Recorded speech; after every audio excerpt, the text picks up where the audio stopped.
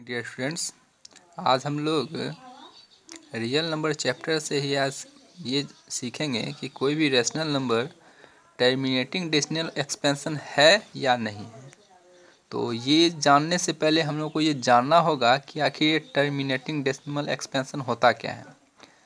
तो सपोज मान लेते हैं हम लोग कोई एक रेशनल नंबर है 17/18।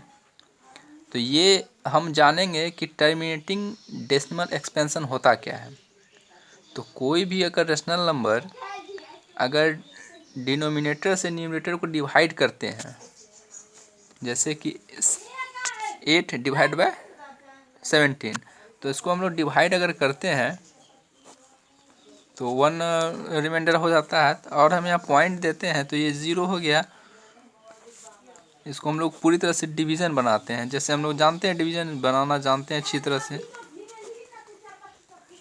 ये देखिए कि हमारा ये पॉइंट के बाद अगर हम डेसिमल डिवीज़न सॉल्व करते हैं तो देखिए कि ये मेरा पूरी तरह से रिमाइंडर 0 आ जाता है, कट जाता है ये। तो ऐसे सब नंबर्स जो डिवीज़न करने के बाद अगर पूरी तरह से कट जाते हैं तो उन्हीं को टर्मिनेटिंग डेसिमल एक्सपेंशन बोलते हैं। फिर से एक बार सुन लीजिए, आप लोग को नोट भी करना होगा ये कि टर्मिनेटिंग डेसिमल एक्सपेंशन उसको कहते हैं जो डिवीजन मेथड के बाद पॉइंट के बाद अगर पूरी तरह से वो कट जाए तो उसी को टर्मिनेटिंग डेसिमल एक्सपेंशन कहते हैं। इसके अलावा एक और आसान सा मेथड है कि जैसे कि आप पे पहले क्वेश्चन देख लीजिएगा, पढ़ लीजिए क्वेश्चन कि without performing the long division state rational number will have terminating decimal expansion और non terminating repeating decimal expansion. कि हम लोगों को ये डिवीज़न मेथड से नहीं बनाना है, हम लोगों को ये डिवीज़न नहीं करना है कि ये टर्मिनेटिंग है या नॉन टर्मिनेटिंग, इसको हम लोग डिवीज़न के मेथड से नहीं जानेंगे। तो ऐसे आप लोग 9th क्लास में पढ़ चुके हैं और 9th वाले पढ़ेंगे इस चीज़ को, तो एक बार देख लीजिए कि सबसे पहले कि एक एग्ज़ाम्पल मैं देता हूँ। इसी एग्ज़ाम्पल को हम लोग बनाते हैं 17/8। इसका अगर हम लोग सिर्फ न्यूमरेटर का नहीं, माफ़ कीजिएगा, डिनोमिनेटर का अगर हम लोग प्राइम फैक्टराइजेशन करते हैं तो देखिए सिर्फ 2 आ रहा है ना। इसको हम लोग इस प्रकार लिख लेते हैं। इसको हम लोग इस मेथड से भी इस फॉर्म में भी लिख सकते हैं 2 क्यूब। एक चीज़ याद रखिएगा कि डिनोमिनेटर का when we factorise denominator and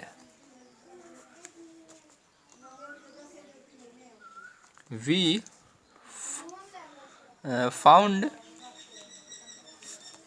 only 2 and 5, it will be terminating decimal expansion।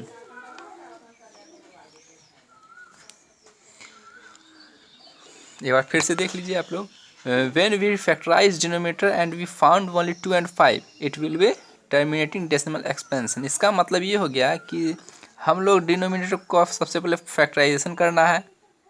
Factorisation करने के बाद अगर हमारा प्रोडक्ट जो हम लोग फैक्टराइज करते हैं वो अगर 2 और 5 आता है, याद रहे सिर्फ 2 और 5, इसके अलावा कुछ नहीं, 2 और 5 अगर आता है तो वो टर्मिनेटिंग डेसिमल एक्सपेंशन होगा।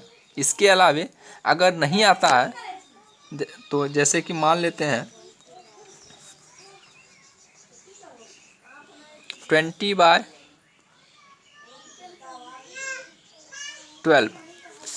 तो सबसे पहले 12 का हम लोग फैक्टराइज करेंगे।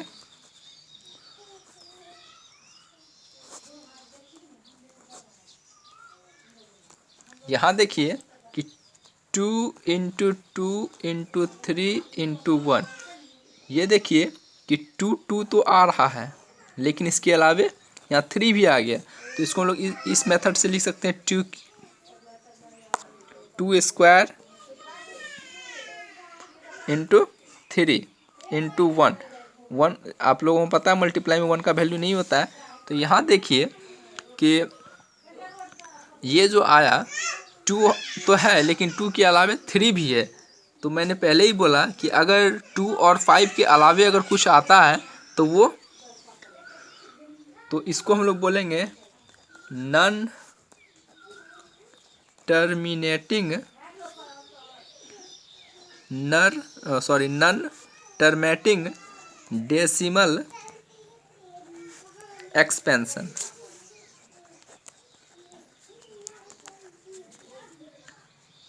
तो इसको इस मेथड से बनाना है।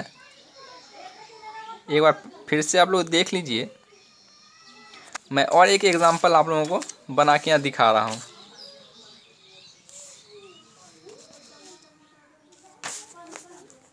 Fifteen by 200। तो सबसे पहले 200 को हम लोग फैक्टराइज करेंगे। 100, 50, 25, 5 इंटू 5। तो यहाँ पे देखिए फैक्टर हम लोग का फैक्टर क्या आया है, 2 इंटू 2 इंटू 2 इंटू 5 इंटू 5।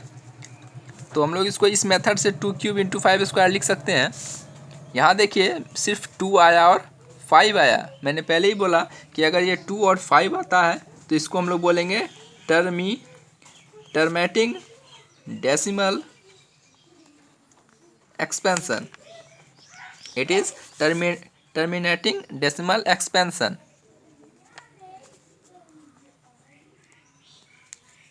ठीक है, तो इसी मेथड से आप लोगों को बनाना है। आशा करता हूँ कि आप लोगों को समझ में आ रहा होगा। तो आप लोग भी इसी मेथड से मैं कुछ सवाल दे रहा हूँ, आप लोगों को सॉल्व कीजिएगा आप लोग। और जब भी स्कूल खुले तो मैंने पहले भी दिन बोला था कि मैं सारे स्टूडेंट्स का कॉपी चेक करूँगा। तो आप लोग भी इसको नोट कीजिएगा, और नोट करने के बाद जब भी स्कूल खुले तो मुझे ये कॉपी आप लोग अपना अपना कॉपी चेक करवाइएगा। तो मैं आपको सवाल दे रहा हूँ, आप लोग इसको सॉल्व कीजिएगा, ज़्यादा नहीं। आप लोग देख लीजिए इस सवाल को एक बार अच्छी तरह से, आप इसको सॉल्व कीजिएगा और बनाइएगा। ओके, एक बार आप देख लीजिए फिर से।